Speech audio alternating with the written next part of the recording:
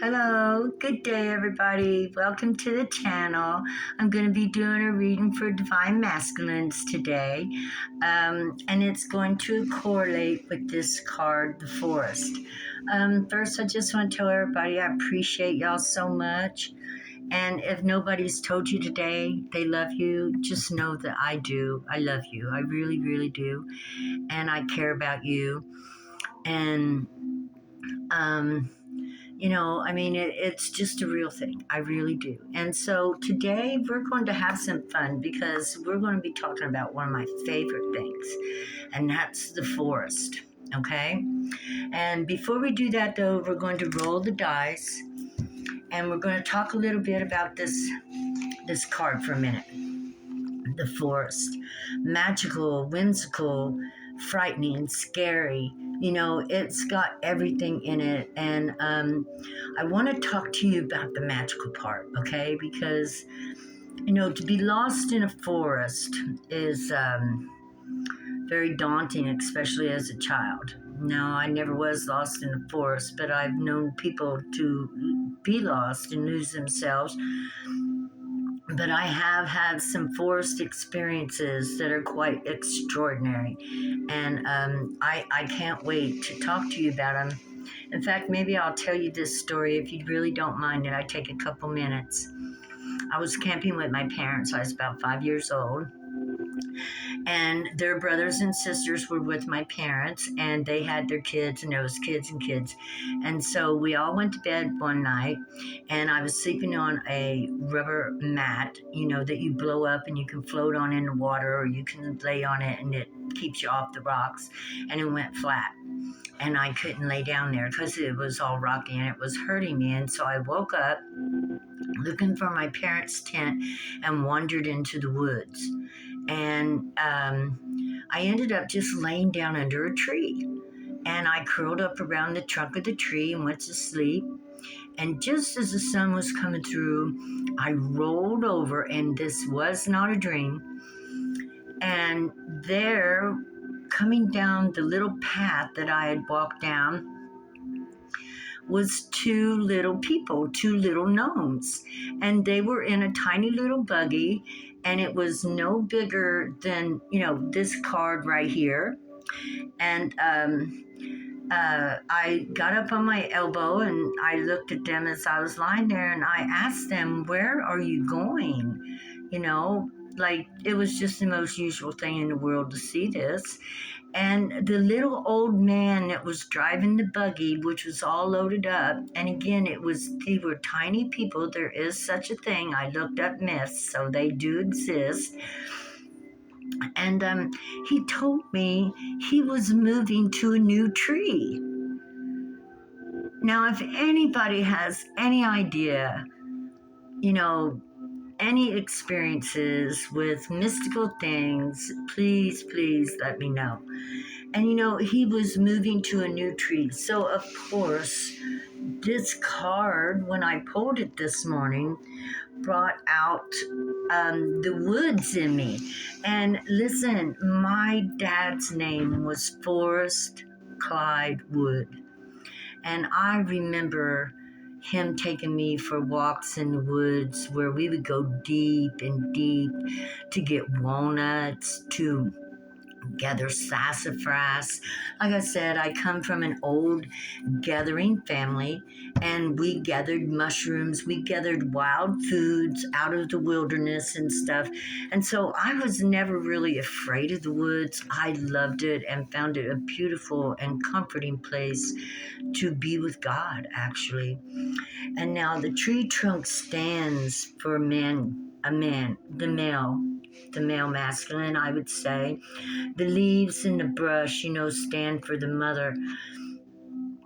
But trees stand strong and long, and they also are very much protective of the younger trees that are coming up beneath them. In all actuality, the little trees that can't get to the sunshine, they literally pull the sun down to their roots so that the roots can feed the baby trees. Now, you tell me that ain't alive.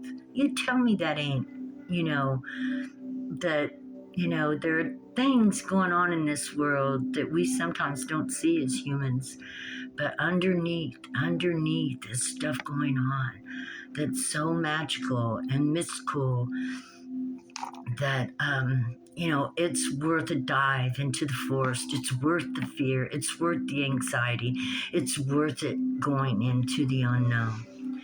Now, God wanted me to talk to you guys today about something, and it's called symbolism. And He wants you guys to know that God will talk to you through symbolism. And in the symbolism and the explanation of the symbol will be what God would say to you if He could speak to you face to face. Let's say you see a hawk. Go look and see what the symbolism of a hawk is. Let's say you find a shell. You can look up the symbolism of the shell and see what God is trying to tell you. Let's say you see something 2-3 times in a row, it just keeps popping up, whatever it may be. Look up the symbolism of it, because God wants to say something to you. He wants to tell you something. And most of the time it's very encouraging. And symbolism holds a lot of meaning in the mystical and the source dimensions, because they can't tell you, the whole sentence.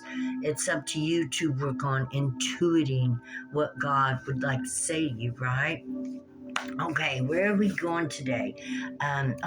Let's roll the dice and see what we're doing today. I love you guys. I hope everybody is doing awesome. I hope you find magic in your life today.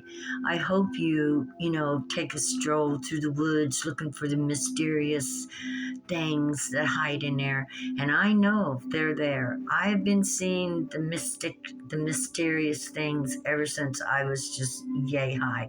My first best friend was a tree, and that's no doubt. And so I'm not surprised at seeing the little gnomes. I wasn't surprised at all. And I know that they exist. They're called the little people. They have legends of them in the Indians have sacred writings of the little people. I looked all this up after I got to be an adult, okay? So, we have here 12, which is the cosmos. And we have the sign of Cancer, Mother. Mother is given birth. Mother Earth gave birth to a lot of different creatures. Don't ever underestimate the fact of the magical ones as well, okay? Yeah. And we got the cosmos, and we got Neptune. Neptune is the dreamy world of illusions, and it is actually, I read, consciousness itself comes from Neptune. That would be probably where the ethers are, I would suspect.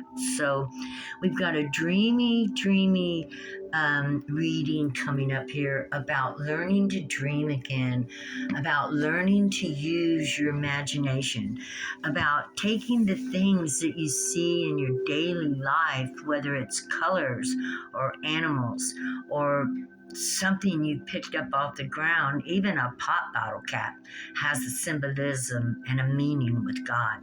And I think God is asking you to please begin to look up the symbolism of it. And listen, when I first started trying to interpret God, the first thing I turned to was symbolism. And the symbolism awakened my imagination and my third eye.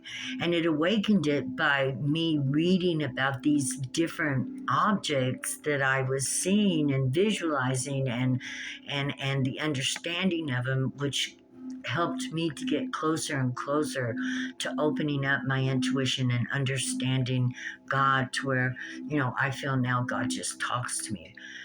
And I just know what it is going on. So, and I started out with symbolism. Symbolism is a wonderful thing. These charms are all about symbolism, right? And so we get meanings from symbols that touch the first writing in ancient of days was symbols. We did not have words. We did not have a way of expressing ourselves. So we used symbols to do it. It was slow learning writing and being able to communicate with each other in a way to where we could what does communication bring? Communication brings cooperation. Communication brings community, right? So it took us time to learn the communication to become common communities. But really, it went pretty fast because from the time of the caveman till we were writing was only 20,000 years. That's like a big jump in time, right? We got the dark flower. There's so much hidden from us, so much beautiful things that are hidden from us that we don't see or couldn't see because possibly a lot of the information got lost through the tragic washing of the flood, right? When the North Pole broke apart and the deluge fell around the earth. We've got the glaciers in Indiana and New York where they just, something happened and we believed that it was even written of. But I think according to some of the deeper investigations I've made, that it could have been that the north of this planet was all covered in ice and that it just all cracked open and fell down around the earth. And that's kind of like, I kind of think that that's what happened.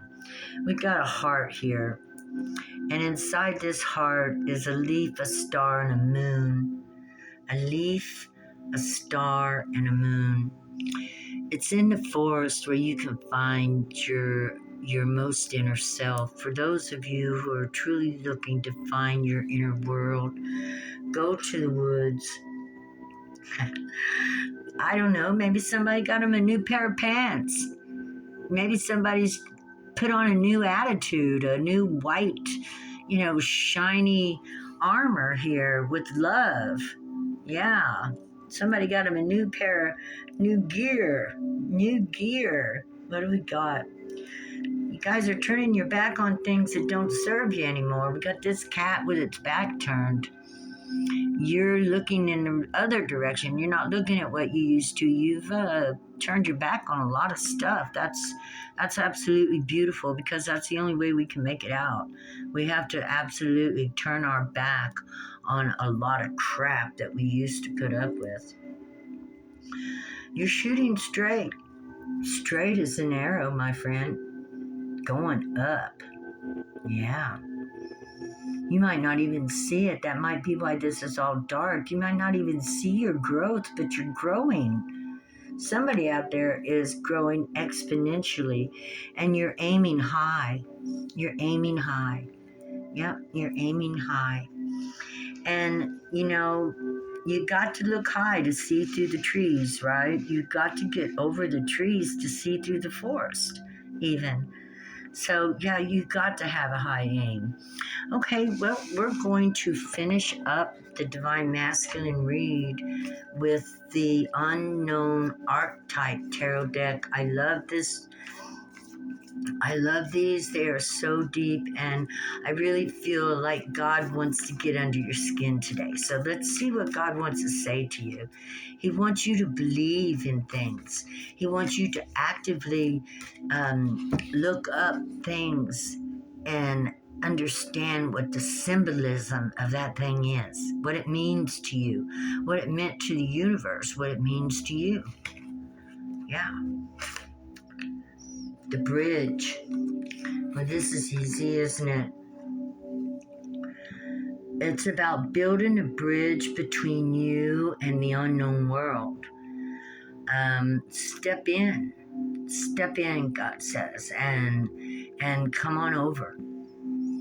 God's making an invitation today for you to lay down, any doubts or thoughts that, you're not beloved. You're as much beloved as anyone, as anybody could ever be. And if you're trying to get close to God and find out more about God, which I'm getting the feeling that this is what's going on, that bridge is not hard to make. It's not. It's a fun crossing, really. just, start exploring that world that is unknown to you. Okay, you probably know you probably know the physical world, the material world, and you know what to do and how to act and how to behave. And now we're knowing that the world has been inundated with spirit, and learning about spirit is it's simple. It's childlike, and that's why I say with the symbolism is all childlike. We in the beginning we were all inundated with symbols because this is the only way we knew how to communicate with each other. And so God communicates with us with symbols. It's childlike. It's fun. It makes you feel like you're going to be a detective or something. You're looking up this and you're looking up that, and eventually, the clues begin to come together, and it starts to build its own case, if that makes any sense. And that's the bridge. That's the bridge between you and your creator, crossing the waters between the unknown and the unseen, and bringing it and making it visible in your life. Because the spiritual world is unknown and unseen, it's within us. But everything that is out there is in here. And it may come to us in the beginning in symbols such as this. This is a symbol. It's the elephant. It resembles or makes me think of Ganesh. And why do I love that? Because it's all about removing obstacles and making things easier for us. To me, it represents the Mother Earth, who gives birth to everything, whether seen or whether it's unseen. Right? Seen or unseen, whether in the living land of the living or the land of what they would have called the dead, but I call it now, it's just the land where we go in the process of waiting until we come back again. And it's, again, we come back to the bridge. There's always going to be the connection before and after. We don't live just one time. God does not fail people in kindergarten. Think about it. How horrible would that be to bring you only in for one life, let you live one life, and that's it. It's over. That is cruel. The universe is not cruel. Just like the tree drops its seed and comes back again and again and again through the seed that it drops. And another one grows up in its place just like was before. You will be back. You will be back. Everything comes back. Everything comes back to this planet. This is where we materialize in the physical world. This is where we hold space for dreams. This is where we want to connect with both worlds and bring into this world our dreams. We want to plant them in the earth that grows everything. The shaman. Yes, I am a shaman. And the shamans do things differently, right? We work with nature. Nature is all natural and it comes all natural. When you work with nature, everything just moves like, well, with the flow. Look, I got that upside down. No, I didn't have it upside down. It's all between life and death. Look, it's all right there. We got death, we got life. The snake sheds its skin, it comes back again. The universe is never ending, as we are. And the shaman don't see things the way other people see them. They look deeper. The shaman is willing to go in the dark to find things that, no preacher ain't going to go in there and find it for you. He ain't going to go dive deep down into the darkness to find good things to bring up for the people. He's afraid of the dark. Can't be afraid of the dark. The forest is dark. In the darkness is where you find some of the most fascinating things. you know. Be brave, be willing to cross over from the light and check out what is in your inner world, because when you go in there, you are entering darkness. You're entering the past. You're entering places you've been that you don't want to talk about with nobody else. But you got to enter those places and clean them up. And when you go in there and clean that stuff up, it will make you feel like a new man. How do we clean up? We clean up by forgiving ourselves. We clean up by releasing any shaming. We clean up by saying, I am a child of God and I am moving forward into the light and I am going to do what I need to do to get her done. And then God will join with you, the creator, source, energy, whatever it is. It's always going to be a mystery, right? You can't really put a definition to it. It's been around since the universe existed. So how are we going to know that? All we know is existence is real, and here we are. And it's up to us to understand both sides of existence, this side and that side, the outside world and the inner world, so that we can become whole, so we can become a whole person. Our inner world is the darkness. That's why we have to go in there and clean it up, shine the light, clean stuff up, do the things we need to do to make ourselves feel more loving and gentle and kind to ourselves. Yeah. Especially the divine masculines. Look, we need you. We need our divine masculines. We need our father figures. We need our father figures to love themselves, because the love you show yourself will be the love you show your progeny. The love you want to show them, the father you want to be, includes, you being strong, capable of saying no, showing the reason why, helping your children. Like my mom and dad, they would be, do as I say, not as I do. That bullshit is done. We know that don't work. We know that do what I say and do not what I do is not how it works anymore. Life, it's too complicated now. We have to tell the truth to our children. There is mystery and mystic soul stuff that goes on, but in a way that, okay, so we tell our children that there are, these fairy tales, and they are okay, but we need at a certain point in time to make sure that they understand the difference between mystical and reality, because they are two different worlds. Santa Claus, I believe in Santa Claus. Well, I get presents at Christmas. Sometimes I get them from people I don't expect. So the spirit of Santa Claus is real to me. And the children should see that when they're getting their presents, that beautiful spirit of Santa Claus, Christmas, giving and loving and having a good time, even through the darkest of days, is a wonderful spirit to have. And we should carry it with us all year long. Really, really we should, and we can. It is possible, not to be happy and exuberant. Like when I come on here, I'm really happy that I get to do this. So I'm happy. So, but on a daily basis, like I don't jump around like this all day, because I don't do this all day. This makes me happy. So the best thing, I guess, I don't know what I'm trying to say. I love you.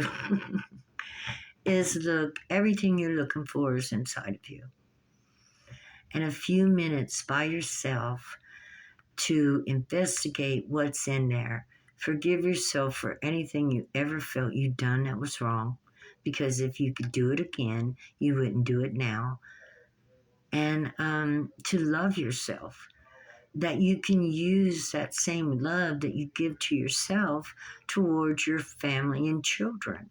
And we need men who are capable of loving themselves, because really the world needs men who can show love to others and not be stiff and act like a man.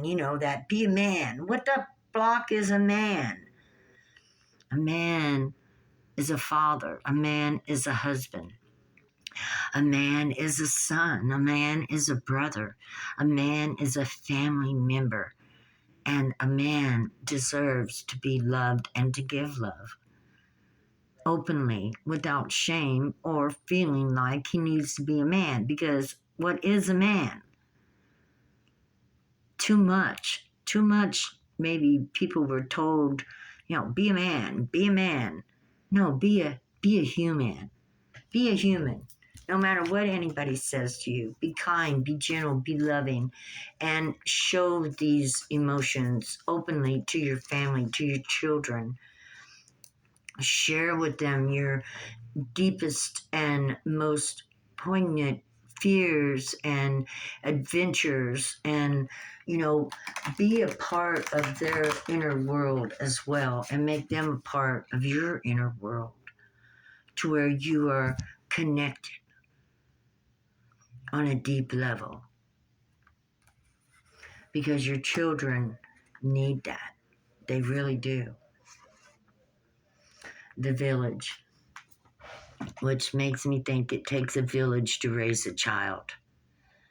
The village, the community, your family, that's your village.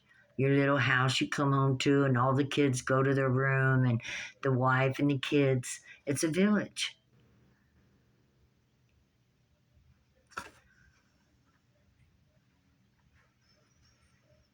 Yeah. 41. 5. Change is coming, guys. We got 5 here. Change is coming. We need new ways for new days. We're never going to go back to being the people we were 20 years ago. We're only moving forward from here. And we can see that the sky is the limit, right? The sky is the limit. And you believe in yourself, and your children believe in you, and your wife believe in you, or your family believe in you, or you believing in you is going to get you further than anybody that believes or validates you. You must learn to believe and love in yourself as a leader of this country, as a leader of the family, as a leader where you work. Because I know you guys that are in here watching this, any of you guys are leaders. Otherwise, you wouldn't be watching me, because, I'm here, I'm, what am I doing? I don't know what I'm doing. I'm teaching you to be leaders no matter what happens. That's what I'm doing. I am a leader, and I know that. And it's because I've been through hell and back, though. If I didn't become a leader, then I would still be in hell following everybody else. And, from where I come from, everybody was in hell. So I had to be a leader to be able to get myself out of hell. And I am very happy to say I feel like I'm in heaven now. That's right. My life is full of peace and love, and it didn't come easy. I had to fight for everything. But I'm at a place now where, after all the boundaries, after all the, letting people know the truth about how I felt about their actions, about, letting my family know I ain't going to put up with no more poo-poo, no drugs, no alcohol. We ain't doing this shit no more. We ain't those people no more. I'm out of the gutter. And the only way to stay out of the gutter is to keep your head clean, and your heart clean, and your body clean, and your mind clean. And I insist upon it. Okay, enough about me. But anyway, I'm just telling you, I had to stand up and be the man in my family, as what they would say. Yeah, I am the man. Ask my kids, they'll tell you. And I'm very proud that I was able to take that step forward. Really, considering where I come from, it's amazing. It's amazing grace. It's God-given. I'm grateful. But all I'm saying is, if you need to change things in your life, you start with you, and then it will begin to move outward the empty room. God wants you to know you lack nothing, that you have everything you need. It just takes self-development. It takes a little confidence. It takes belief in yourself. The box, the empty room. This means somebody might think that they don't got what it takes, but I'm telling you, you do. I'm telling you, you do. If you can read, if you can write, then you've got what it takes. Why do I say that? Because if you can read, you can do anything. And that's what my dad taught me. My dad told me that. He told me one day, I was 13, he said, Connie, don't you worry about your future, because if you can read, you can do anything, because it will instruct you how to do it. You can do it. He told me that. So no matter what you guys want to create out there, no matter what you want to build, no matter what you want to develop, there's a book on it. And if there isn't a book on it, then go ahead and create the book. Make it happen, because it's in you. You lack nothing. If you can read, you've got the world at your fingertips. What do you need? 10 minutes a day to start studying? A year, 10 minutes a day. And then as you learn more and more and more and enjoy it more and more and more, you do it more and more and more. Yeah. It takes a village to raise a child. It takes courage to know that you will always have everything you need. That's faith and hope. So you don't have to worry, and you can move into your creative stage knowing that you're going to be okay, knowing that you will have what you need while you're working towards building whatever it is you want to build. A gape. This is card 50, 60, 72. A gape. Wow. I'm going to have to look that one up, guys, okay? A gape. I'm thinking like stunned or something. A gape. That is 72. A gape. Devotion and unconditional love. I love that. I love that. This is about devotion and unconditional love, service, reverence, honor, and joy. What if instead of putting yourself at the center of your spiritual practice, you put God, Goddess, or nature at the center? How would this change your approach? Such is the energy of a gape. It is alive when we are in awe and wonder, our breath taken away by the sacred force that surrounds us and asks for nothing in return. This card can indicate a spiritual initiation that stretches your capacity to love and serve. You sense the earthly as the heavenly and vice versa. Such an initiatory moment can appear in any form, and like a healing balm to the modern soul, its effects last a lifetime. The agate card may also suggest you reassess what you worship every day, consciously or unconsciously. What are you elevating? Where does the sacred ladder you climb ultimately lead to? The sacred ladder. My sacred ladder is leading me to building up my family, because that's the only thing that's going to last till the day I die. And it's what I've always wanted in my life. So I don't know what you're building, but whatever it is, I pray God bless you if it's worthy of being blessed. That's what I say. A gate can also be felt as an overwhelming love of family, partner, community. Recognize it by a deep swell of gratitude. Yes, I am a gape. I love you guys. I love being here. I love sharing my life with you. And I love that you share your life with me. And we are family. We are all connected. There's no separation.